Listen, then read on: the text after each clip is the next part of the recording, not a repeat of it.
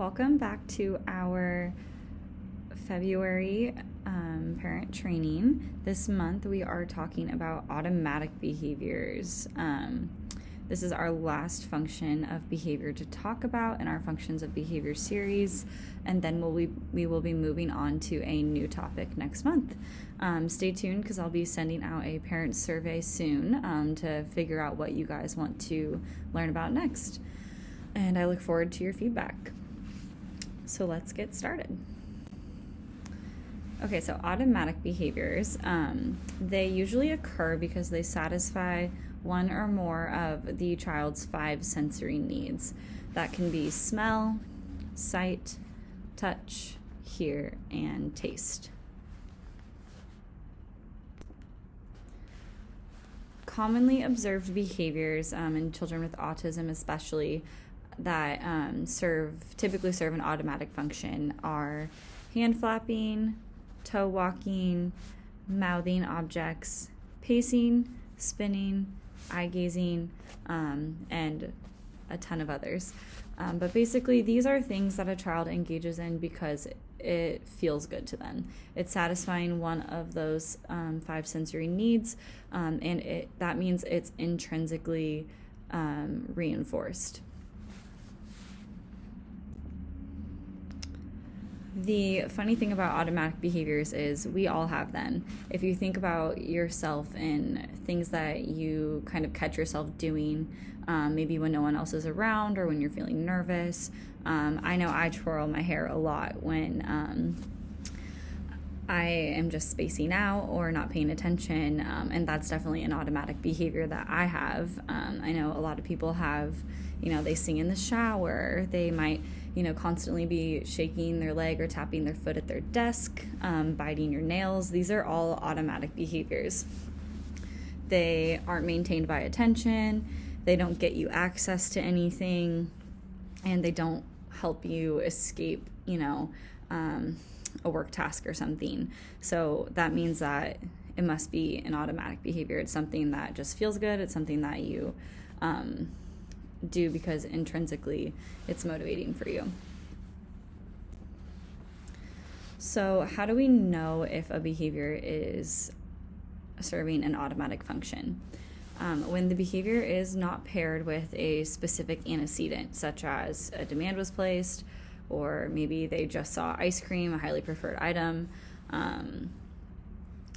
or maybe attention from mom has been removed briefly while they're making dinner.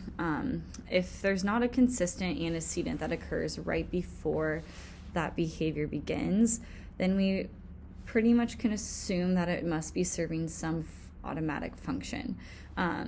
It's common to hear automatic functions described as they can appear random, meaning we don't really know why they're occurring or why it's reinforcing to that child. We just know that it's something that is just intrinsically reinforced, and it's satisfying one of their 5 sensory needs, and it's probably honestly helping them self-regulate some way, somehow.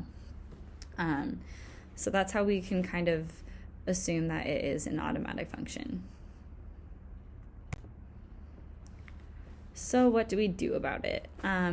This is kind of an ethical dilemma, and it's really important that the BCBA looks at this through the child's eyes when we're talking about automatic functions, because it can be really harmful if we do decide to target a behavior that serves an automatic function.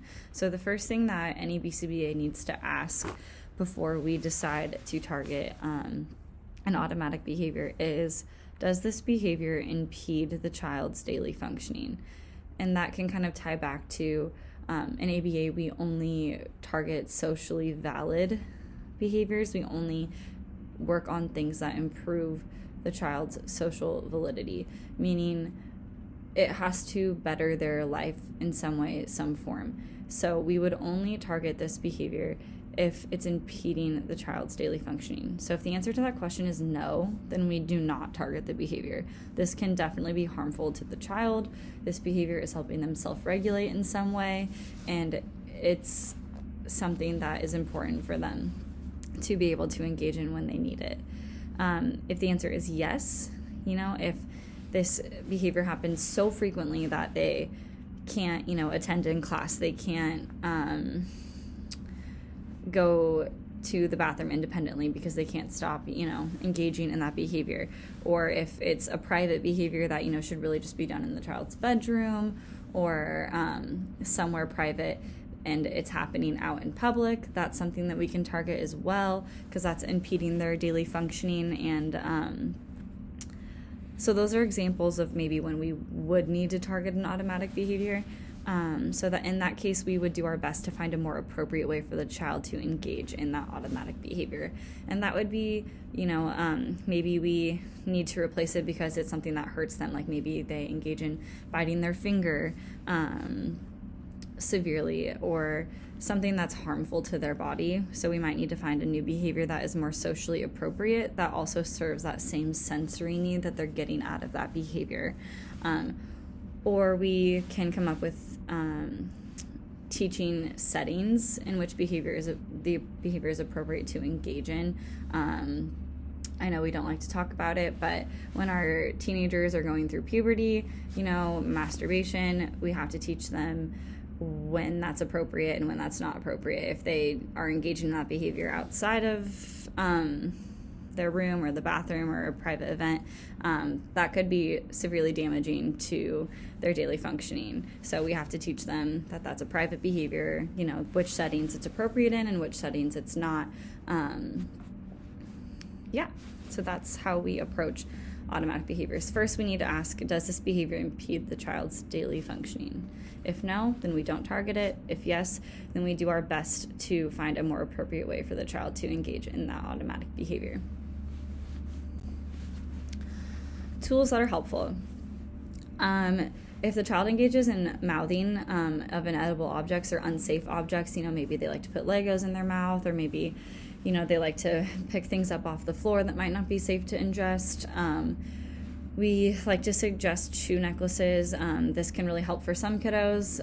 It still gives them that sensory need, fulfilling some kind of either taste or texture, something for them to chew on that's more appropriate. This is pretty common to suggest for mouthing as a replacement behavior. Social stories about appropriate and inappropriate settings are really helpful, especially when working with some older kids. Teaching them boundaries and, social boundaries, when it's an appropriate time to engage in the automatic behavior, when it's not an appropriate time to engage in the automatic behavior. That's a really helpful tool. And then also antecedently building in time for automatic behavior into their daily schedule. Some of our kiddos, they like to pace or they like to run and skip, and that's giving them some kind of self-regulatory behavior. We can build that into their schedule. We can build in run breaks. We can build in motor breaks so that they can still have time in their day to engage in that. And so it's happening in an appropriate time instead of maybe during work or when a demand is placed.